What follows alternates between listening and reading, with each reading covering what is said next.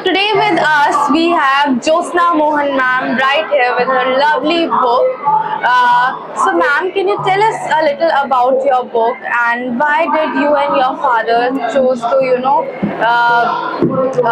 show the history of Pratap in this book? Thanks for having me, firstly, Meghna. So my father and I have written this book called Pratap, a Defiant Newspaper. It chronicles the life of not just our family newspaper, but also the life of my grandfather, who was a freedom fighter. The newspaper was launched in 1919. That is the year, that is actually just days before the Jallianwala Bagh massacre. It was launched in Lahore before independent India. And just within like days of being launched, it was, the British government hated it because it spoke for freedom, it spoke for independence, and they suspended the publication for a year. So basically this book kind of chronicles Indian history. So we're looking at things like the Indian independence battle, we are looking at what happened for independence, we're looking at Gandhi, we're looking at revolutionaries, because my grandfather was a revolutionary. He was a member of the club that was, under Bhagat Singh and Chandrasekhar Azad. So what he saw through independence, and we go ahead to look at other things, a few crucial phases after independence, which includes the emergency and what it did to the press. We also look at Punjab terrorism, because that was a phase that was we were targeted very heavily by the terrorists in Punjab for a decade. So much so that parcel bomb, I think the first big attack that happened in Punjab happened in our office. A parcel bomb was sent to my grandfather. My father usually, as also the editor, would open all the correspondence, and that day he couldn't open it. And he was very busy, so he called a man and he said, why don't you open it? And the peon. And that guy was trying to open it, he couldn't open it either. It was nailed very, heavily. So my father, he was really busy, he was working, he said, why don't you take this and open it elsewhere? And just take it to the other room, open it and bring it back. And in seconds there was a loud blast and 2 people died. So, and I'll come to that in a bit, so we've looked at that through the eyes of the newspaper, because the newspaper was targeted and the editors were targeted, which has been my family. And after that, we've also looked at where the media stands today, because this was an Urdu newspaper which spoke the voice of every Indian for independence, to where the media stands today. So my grandfather's story is linked to it because at the age of 18 he first went to prison, and he was an ally of Bhagat Singh. On the day that Bhagat Singh was hanged, they were in the same jail together. So my grandfather saw what really happened firsthand. Stuff like you read about in the history books, we've all read about the Saunders case and all of that. My grandfather was involved in it. He was first arrested for the Saunders case. So it's a look at Indian history through the eyes of my grandfather Virendra, who's fondly remembered as Veerji across the north, and the newspaper Pratap.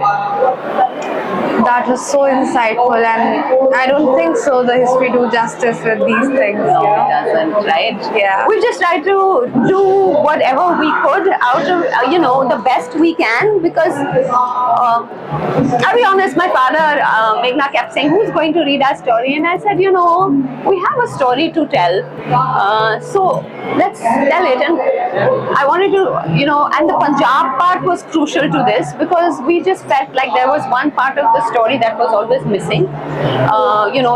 When you talk about the Punjab terrorism, you talk about Operation Blue Star, the army operation at the Golden Temple, and you speak about the 1984 Delhi riots, which I reiterate time after time are one of the most horrific, episode in India's history. But we don't talk about what happened before. And before all of that happened, we had already had a blast in our office. We were already under security. We were already under hit list. Every day we were getting threats at home. So we needed to bring that story out, that there was another angle to why army had to get into. There was always lots of politics. There's always politics in a conflict, but it had nothing to do with us. We were just caught in the middle. So it is also our story, because we felt in the Punjab story there's a narrative that has been missing all along. That's absolutely right. So, could you also tell us how crucial was the role of newspapers and print medias that day in the freedom struggles? Well, no televisions, no anchors were there. So, how did you all manage in this great struggle? Meghna, Pratap was an Urdu newspaper. Yeah. And today there's a fallacy that only the Muslims read Urdu, and it is not true, right? It was a newspaper that was read by the Muslims, the Christians, the Sikhs, and the Hindus collectively. And it was in Lahore. It was launched in Lahore. Everybody read it. And, people like scholars that I spoke to who remember it, they were like, they would all fight in Punjabi or Urdu. Because, and they were together in the fight for India's independence. And yet, like every newspaper, they were big men. They were called Mahashais in those times. And they would argue outside and they would like fight in Urdu or Punjabi. But it was genuinely a defiant newspaper through and through, because it was suspended for 1 year immediately after like coming out. And when it came back a year later, it was sold out on the first day. It was that time a weekly, it became a daily later. And it spoke for India's independence through and through. Something, which I say was the right fight. The media had the right fight. They took Urdu, and it's also the language that came with it, right? Because Urdu has been used, we think of it as a romantic ghazal language, but actually it was also the language of the revolutionaries. It was also the language of the media. And collectively they fought for democracy, independence, and that was nationalism. Where are we today? These news channels, a majority of them, I will not say everyone because there are notable exceptions, but they don't understand the media, the meaning of democracy anymore. They are one-sided. They don't understand the meaning of nationalism. You are not nationalist if you are sitting on and you're abusing the people who are speaking up. I also wanted to write this story, Meghna, because for my father, A, time was running out, but B, also because I find that the definition of nationalism has changed. There would be people who had no stake, and I am very proud of the family I belong to.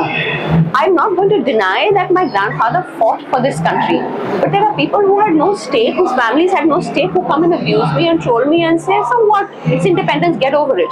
Why, how are you here? And so for us, it was very important for us to tell you that this was the right meaning and how far we have come from nationalism, this so-called patriotism. You sit in your couches and you talk about patriotism, but that is not patriotism. You see the stories here. It's just not my grandfather. I mean, it's the families.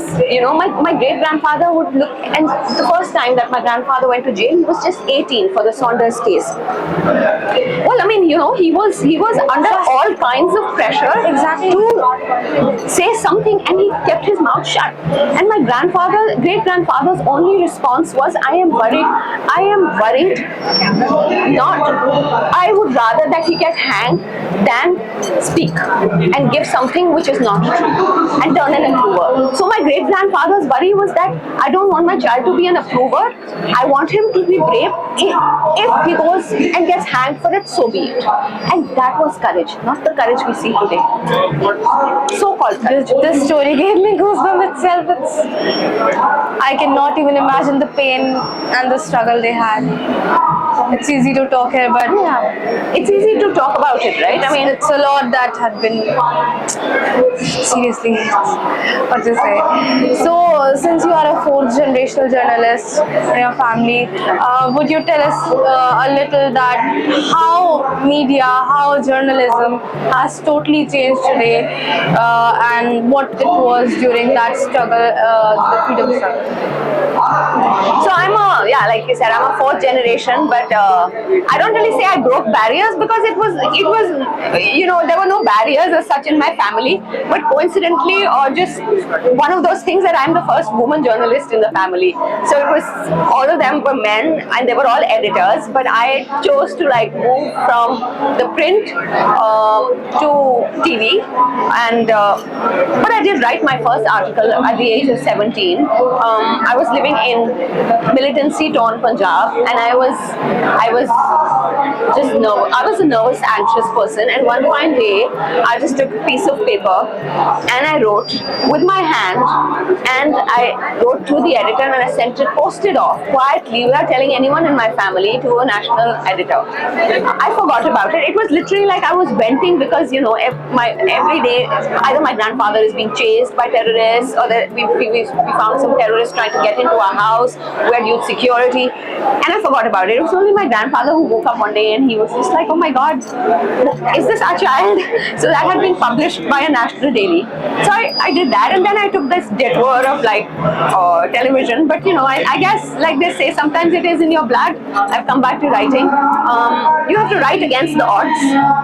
It's not easy to write. It's not easy to be in the media today. And hats off to all those people who are still sticking to their stand and speaking the truth. Because I just want to end with the fact that what my great grandfather said. He said, "Journalists are not vendors. We do not sell news. We are here to speak truth to power." And I hope that I have a little bit of that legacy, that I speak. My father does speak, and we fight the right battle.